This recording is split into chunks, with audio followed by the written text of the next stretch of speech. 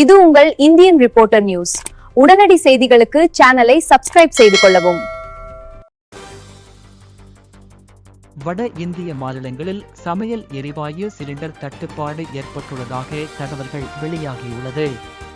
பல பகுதிகளில் எரிவாயு சிலிண்டர் கிடைக்காமல் பொதுமக்கள் அவதிப்படுகின்றனர். சில இடங்களில் விநியோகம் தாமதமாக நடைபெறுவதால் சிலிண்டர் பெற பொதுமக்கள் நீண்ட வரிசையில் காத்திருக்க வேண்டிய நிலை ஏற்பட்டுள்ளது. குறிப்பாக கிராமப்புறங்களில் இந்த தட்டுப்பாடு அதிகமாக இருப்பதாக கூறப்படுகிறது. இஸ்ரேல், அமெரிக்கா, ஈரான் ஆகிய நாடுகளுக்கு இடையே நடந்து வரும் போர் காரணமாக இந்த கேஸ் தட்டுப்பாடு ஏற்பட்டுள்ளதாக தகவல். மேலும் இந்தியா முழுவதும் இதுபோன்று சூழ்நிலை ஏற்பட வாய்ப்பு அதிகம் உள்ளதாக வல்லுநர்கள் தெரிவிக்கின்றனர். இந்தியன் ரிப்போர்ட்டர் செய்திகளுக்காக சிவராஜ்.